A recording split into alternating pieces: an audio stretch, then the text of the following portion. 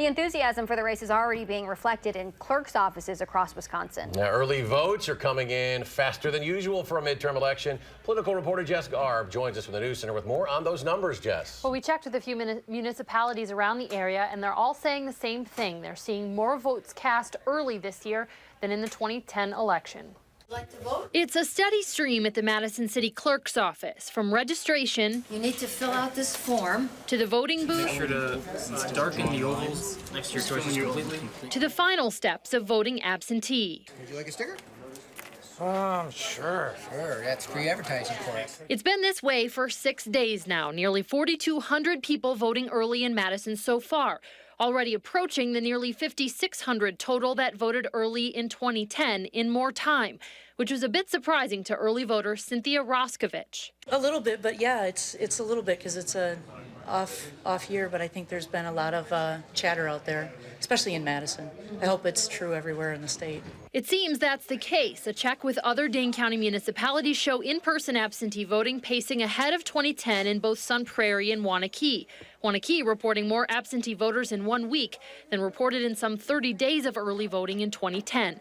Numbers in southeast Wisconsin also seem ahead. Brookfield's city clerk reports nearly 2,300 early votes cast in a week, compared to 2,600 in 2010. That's a little bit surprising because going down to 2 weeks, that's a much shorter time period.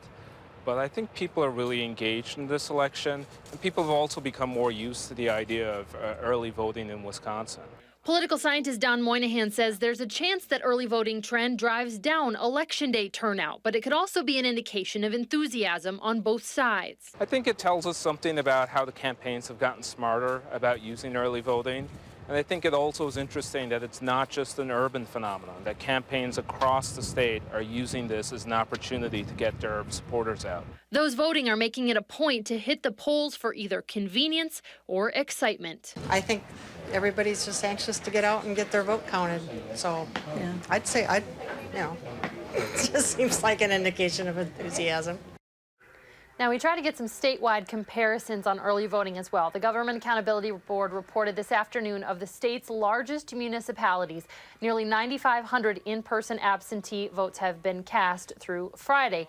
In 2010, there were about 122,700. We should say about 90,000 compared to 122,700. Now, Jess, I know it was totally different, the election, but what about the recall election, how that compares? Now, that's also interesting. In the recall, looking at those similar statewide numbers, about 153,000 people cast early ballots. If you assumed that only half of the people voted early last week, we'd hit 180,000 early votes in 2 weeks, which could indicate a larger or similar turnout on Election Day. But obviously, it's unclear if that will happen. If people get excited and vote the first week, we'll have to wait and see. All right, Jessica Arp reporting live for us in our newsroom. Jessica, thank you.